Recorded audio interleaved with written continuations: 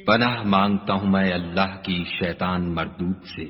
شروع اللہ کے نام سے جو بڑا مہربان نہایت رحم والا ہے۔ اور اس دن خدا کے سامنے سرنگوں ہو جائیں گے، اور جو طوفان وہ باندھا کرتے تھے سب ان سے جاتا رہے گا۔ جن لوگوں نے کفر کیا اور لوگوں کو خدا کے رستے سے روکا، ہم ان کو عذاب پر عذاب دیں گے، اس لیے کہ شرارت کیا کرتے تھے۔ اور اس دن کو یاد کرو جس دن ہم ہر امت میں سے خود ان پر گواہ کھڑے کریں گے، اور اے پیغمبر صلی اللہ علیہ وآلہ وسلم، تم کو ان لوگوں پر گواہ لائیں گے، اور ہم نے تم پر ایسی کتاب نازل کی ہے کہ اس میں ہر چیز کا بیان مفصل ہے، اور مسلمانوں کے لیے ہدایت اور رحمت اور بشارت ہے۔ خدا تم کو انصاف اور احسان کرنے اور رشتہ داروں کو خرچ سے مدد دینے کا حکم دیتا ہے، اور بے حیائی اور نامعقول کاموں سے اور سرکشی سے منع کرتا ہے، اور تمہیں نصیحت کرتا ہے تاکہ تم یاد رکھو۔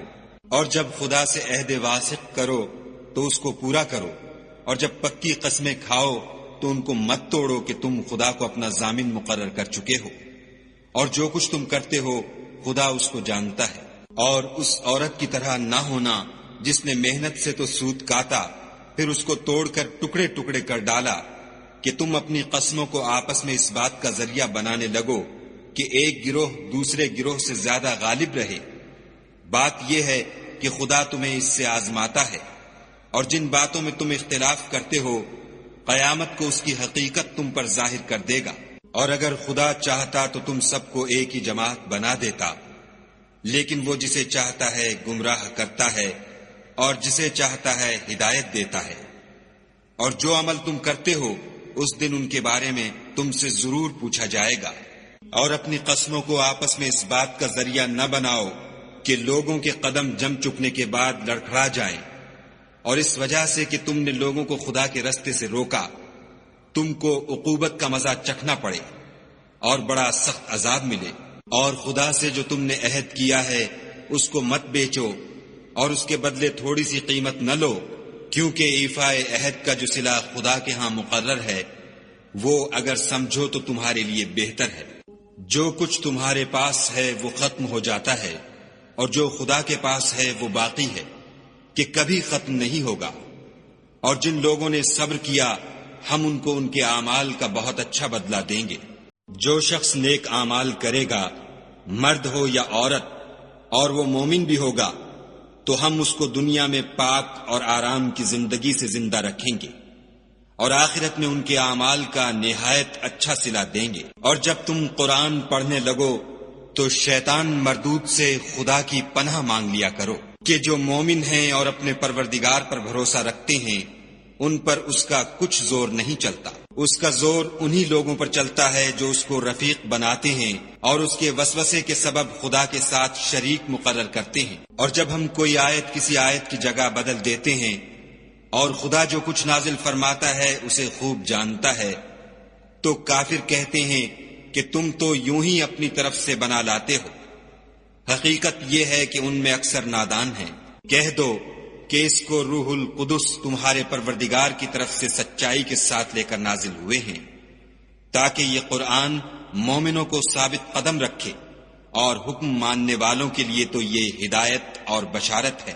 اور ہمیں معلوم ہے کہ یہ کہتے ہیں کہ اس پیغمبر کو ایک شخص سکھا جاتا ہے، مگر جس کی طرف تعلیم کی نسبت کرتے ہیں اس کی زبان تو عجمی ہے اور یہ صاف عربی زبان ہے۔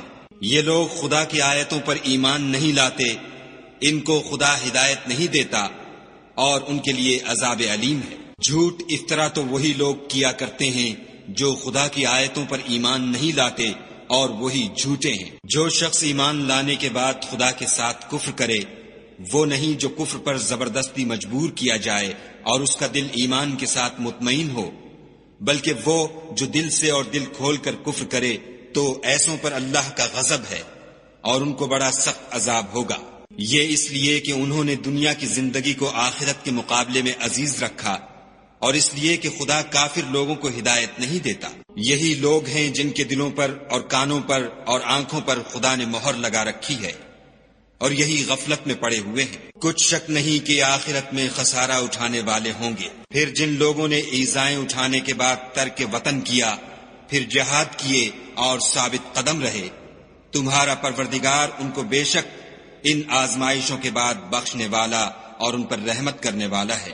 جس دن ہر متنفس اپنی طرف سے جھگڑا کرنے آئے گا اور ہر شخص کو اس کے اعمال کا پورا پورا بدلہ دیا جائے گا اور کسی کا نقصان نہیں کیا جائے گا۔ اور خدا ایک ایسی بستی کی مثال بیان فرماتا ہے کہ ہر طرح امن چین سے بستی تھی، ہر طرف سے رزق با فراغت چلا آتا تھا، مگر ان لوگوں نے خدا کی نعمتوں کی ناشکری کی تو خدا نے ان کے اعمال کے سبب ان کو بھوک اور خوف کا لباس پہنا کر ناشکری کا مزہ چکھا دیا۔ اور ان کے پاس انہی میں سے ایک پیغمبر آیا تو انہوں نے اس کو جھٹلایا، سو ان کو عذاب نے آ پکڑا اور وہ ظالم تھے۔ بس خدا نے جو تم کو حلال طیب رزق دیا ہے اسے کھاؤ اور اللہ کی نعمتوں کا شکر کرو اگر اسی کی عبادت کرتے ہو۔ اس نے تم پر مردار اور لہو اور سور کا گوشت حرام کر دیا ہے، اور جس چیز پر خدا کے سوا کسی اور کا نام پکارا جائے اس کو بھی۔ ہاں اگر کوئی ناچار ہو جائے تو بشرطے کہ گناہ کرنے والا نہ ہو اور نہ حد سے نکلنے والا، تو خدا بخشنے والا مہربان ہے۔ اور یوں ہی جھوٹ جو تمہاری زبان پر آ جائے مت کہہ دیا کرو کہ یہ حلال ہے اور یہ حرام ہے، کہ خدا پر جھوٹ بہتان باندھنے لگو۔ جو لوگ خدا پر جھوٹ بہتان باندھتے ہیں ان کا بھلا نہیں ہوگا۔ جھوٹ کا فائدہ تو تھوڑا سا ہے مگر اس کے بدلے ان کو عذاب علیم بہت ہوگا۔ اور جو چیزیں ہم تم سے پہلے بیان کر چکے ہیں وہ ہم نے یہودیوں پر حرام کر دی تھیں، اور ہم نے ان پر کچھ ظلم نہیں کیا بلکہ وہی اپنے آپ پر ظلم کرتے تھے۔ پھر جن لوگوں نے نادانی سے برا کام کیا پھر اس کے بعد توبہ کی اور نیکوکار ہو گئے تو تمہارا پروردگار ان کو توبہ کرنے اور نیکوکار ہو جانے کے بعد بخشنے والا اور ان پر رحمت کرنے والا ہے۔ بے شک ابراہیم لوگوں کے امام اور خدا کے فرما بردار تھے، جو ایک طرف کے ہو رہے تھے اور مشرکوں میں سے نہ تھے۔ اس کی نعمتوں کے شکر گزار تھے۔ خدا نے ان کو برگزیدہ کیا تھا اور اپنی سیدھی راہ پر چلایا تھا، اور ہم نے ان کو دنیا میں بھی خوبی دی تھی اور آخرت میں بھی نیک لوگوں میں ہوں گے۔ پھر ہم نے تمہاری طرف وحی بھیجی کہ دین ابراہیم کی پیروی اختیار کرو، جو ایک طرف کے ہو رہے تھے اور مشرکوں میں سے نہ تھے۔ ہفتے کا دن تو انہی لوگوں کے لیے مقرر کیا گیا تھا جنہوں نے اس میں اختلاف کیا، اور تمہارا پروردگار قیامت کے دن ان میں ان باتوں کا فیصلہ کر دے گا جن میں وہ اختلاف کرتے تھے۔ اے پیغمبر صلی اللہ علیہ وآلہ وسلم، لوگوں کو دانش اور نیک نصیحت سے اپنے پروردگار کے رستے کی طرف بلاؤ، اور بہت ہی اچھے طریق سے ان سے مناظرہ کرو۔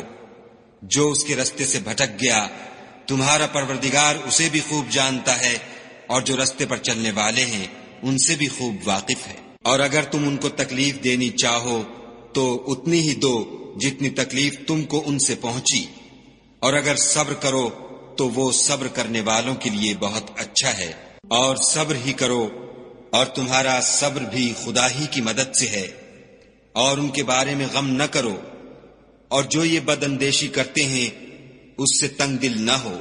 کچھ شک نہیں کہ جو پرہیزگار ہیں اور جو نیکوکار ہیں خدا ان کا مددگار ہے۔